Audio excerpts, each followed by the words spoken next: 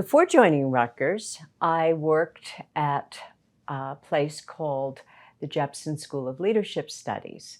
This was the first school of leadership studies in the world, and I was one of the founding faculty who helped design that school. In our School of Leadership Studies, one of the things that, being academics in an ivory tower, we didn't think about in terms of our students was that our students would actually go on and become leaders. Now, I know that sounds silly, but that's because we were not a training program. So a lot of times in business and certainly in business schools and management, you think of leadership as training. It's a bunch of skills that you teach students. But we weren't doing that. We were teaching them history and philosophy and literature and religion and sociology. We were teaching them a whole variety of courses that were really about leadership writ large in the humanities, in the liberal arts. But what was really fun is when you study leadership, you get interested in practicing it. So you don't need to literally teach people about leadership to get them to want to do it. So our students ended up, some years they were the presidents and heads of almost every single organization on campus. And that was gratifying. So that's where I think teaching ethics and thinking about ethics and leadership was very important. Then I turned to business ethics, and what's always been delightful to me about business ethics is nowadays business students, they're either undergraduate business students or they go on to get their MBA, but they've had less liberal arts than most generations of students. And what I find an absolute delight, especially now teaching my MBAs and my undergraduates, is they're kind of blown away when you start teaching them a bit about history and about art and all these other subjects while you're teaching ethics. And I use a lot of art in my classes. I use a lot of history. And it's kind of like they're amazed. Because they just haven't had it. The MBA is even worse because Rutgers is an interesting school. We're the most diverse business school in the entire country. So white native-born Americans are often the minority in my classes. They're from all over the world. And so a lot of them, because they come from other educational systems, have had practically no liberal arts. So when they come into my class and I start doing these things, it's this incredible novelty. And it just keeps bringing home, I've always been a great lover of the humanities, and it brings home the absolute power of the humanities to sort of lift people up, tickle their imagination.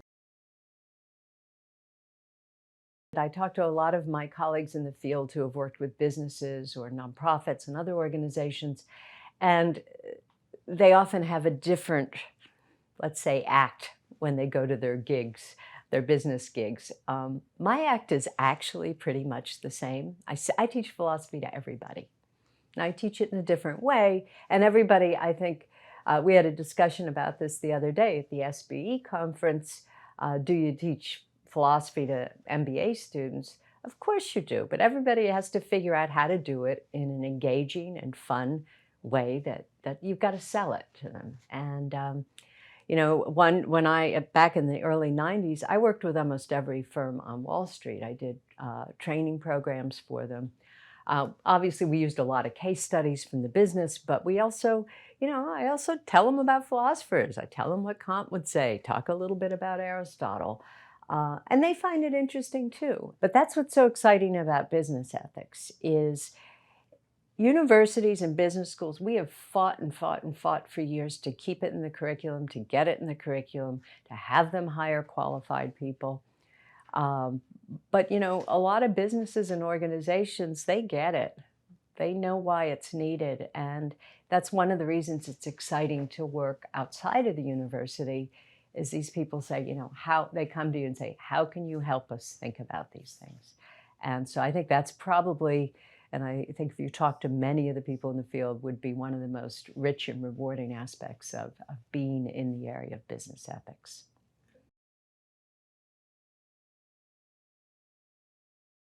I did a monthly ethics case, and I used to make them up, but people would write in, and they really always thought they were real.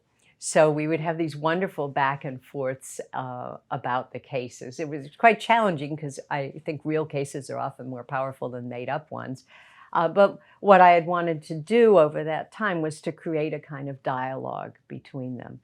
And it seemed, from the feedback I did get, and again, it's very hard to get that kind of feedback from companies, it seemed to be able to get a conversation going. People were talking about these things. And I'd make up some pretty wild cases that were kind of fun, and people would want to talk about them in the office. What I have done from this experience with organizations is I usually do an exercise where everybody brings their own case. And in my textbooks, in my leadership textbook and my business ethics textbook, I've taken these cases, disguised them, and I have some wonderful cases that never are dated that I've gotten from real situations.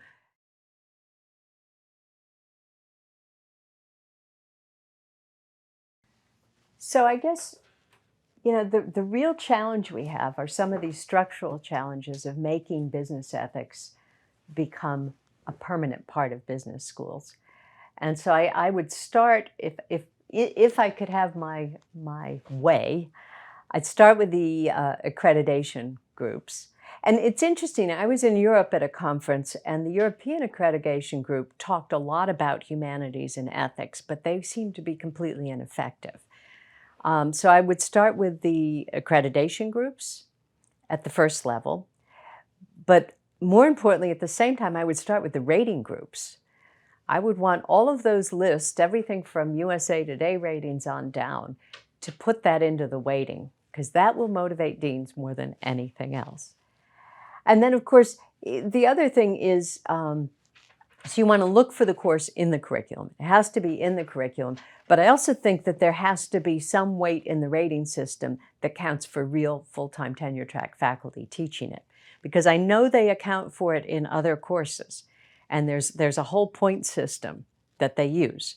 So we need to get the point system to be substantial in terms of business ethics, because that would create the tenure-track positions that we need. Then, of course, the other structural problem we have is that business ethics has one Financial Times rated journal, and that's the Journal of Business Ethics, though everyone in the field knows that the Business Ethics Quarterly is as good. Some might think it's even better, but it doesn't produce as many issues.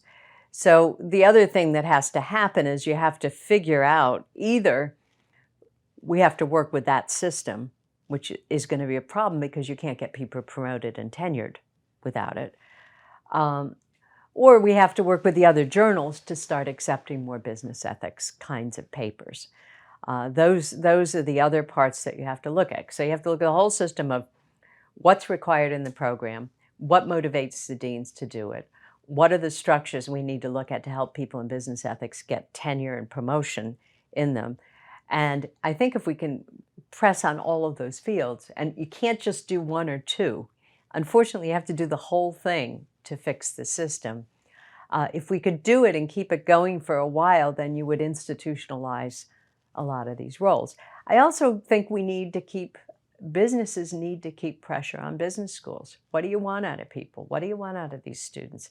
And I'll give you an interesting example. I've been working with the Federal Reserve Bank of New York, and they're doing a project with, it's business school deans and with people in banks who, they now call them culture officers. And they basically oversee the ethics. And the idea is, how can we work together to improve the ethical standards in banking? And the Federal Reserve's been very interested in this for years. So the deans that I work with, I'm taking my dean's place. That's why I'm there. But the deans, they're from some of the top business schools. And the ones that at least have taken part in this project are very interested in doing it. But there's still, even the ones who say, yes, this is a great idea, unless you have those structural changes, they won't be able to do it either.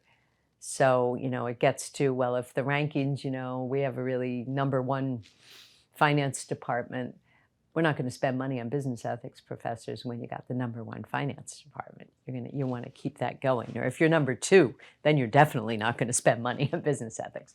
So I think all of these things have to be done together. If the Society of Business Ethics could figure out a way to do this kind of several-pronged initiative over time, I think that would probably be the strongest thing we could do to strengthen the field.